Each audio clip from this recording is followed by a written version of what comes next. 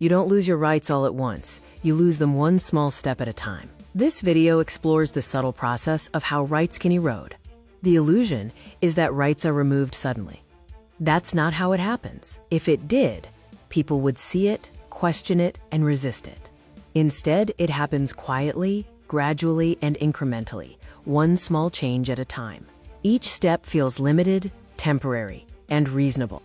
The pattern involves introducing a new rule described as minor or necessary, applying it to a specific situation, and most people accepting it.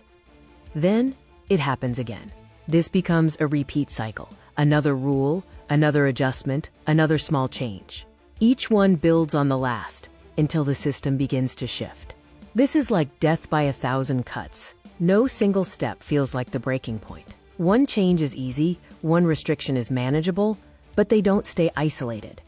Through accumulation, small changes become structural, minor adjustments become system-wide shifts, and temporary measures become permanent. The system transforms. People don't see it because each step is framed as efficiency, safety, convenience, or modernization. It's dismissed as, it's not a big deal. The real issue is not the individual step, but the direction. Focusing on one step hides the overall pattern of erosion.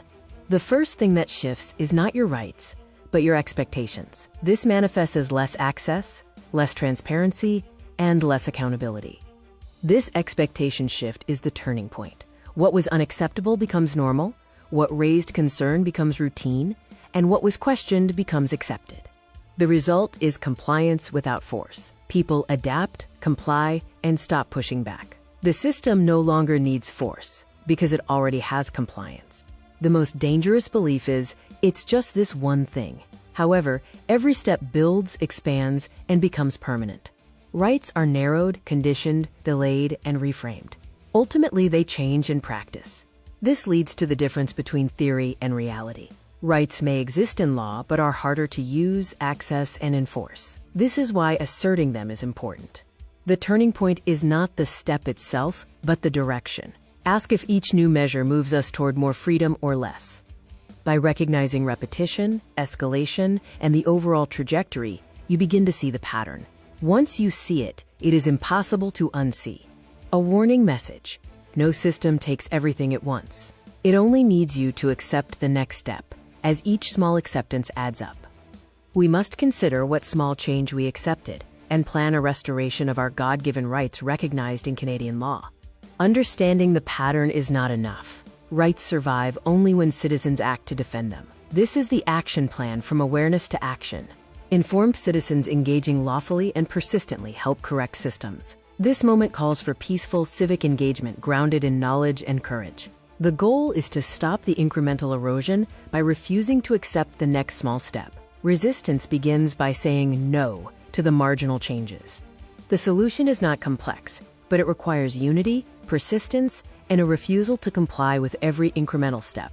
The most powerful tools are knowledge, communication, and informed civic action. This includes talking to others, sharing information, and coordinating efforts. The time to act is now. Every generation that preserved liberty understood that rights must be defended by the people. The path to restoration involves standing together and acting with resolve to recover what has been lost incrementally. You are the turning point. Your awareness, coupled with action, is the mechanism to protect and restore rights.